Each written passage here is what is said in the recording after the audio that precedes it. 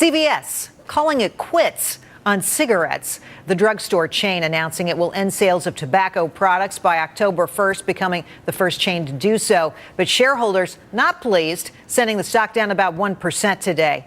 But while investors aren't applauding, will consumers? Here to weigh in, Karen Post, a branding expert. Karen, I think this is a fascinating move and surprising and shocking. Government didn't make them do this. They did this on their own. What do you make of it? And what does it tell you about how businesses view this issue of smoking?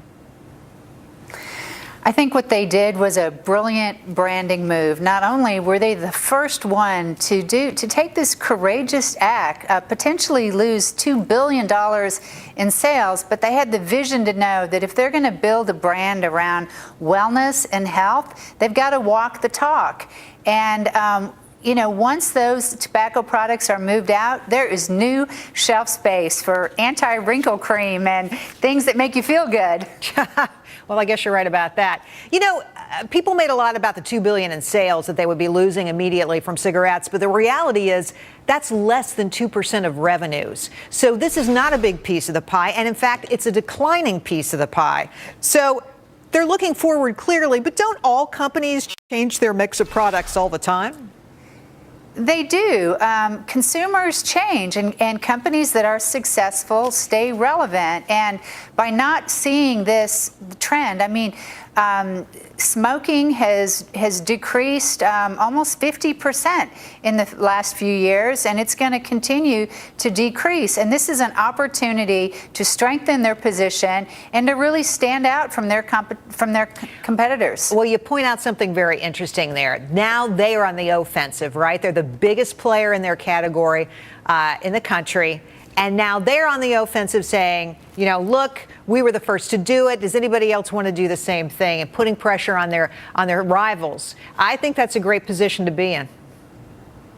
It is, and I would not be surprised if others followed, because they're singing similar songs. Walgreens at the corner of healthy and happy, and even, you know, the smaller chains are trying to position themselves as a place where you go to feel good and live longer, and tobacco just is not a good mix. The company says they're going to put out some smoking cessation products. I'm wondering if they're going to have smokeless cigarettes, because those are highly controversial as well. What do you think?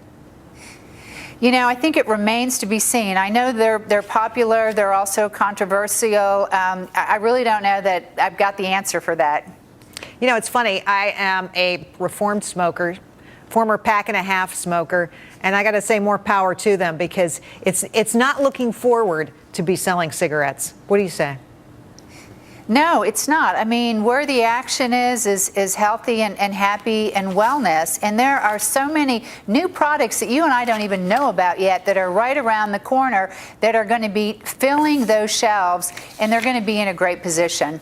It'll be interesting to see how it works out and if other companies climb on board. Karen Post, thanks for coming on the show tonight. Great to see you. I appreciate your time. Oh, thanks for having me. Well, now we want to know what you think. Here's our question tonight. Do you support CVS's move to stop selling cigarettes? Log on to GeriWillis.com. Vote on the right-hand side of the screen. I'll share the results at the end of tonight's show. And we've got more coming up, including my interview with the CEO of Disney, Bob Iger. And next, we answer the question, how do you do that? These sub-freezing and in many cases sub-zero temperatures don't just hurt us, it'll hurt Fido too. How to keep them safe.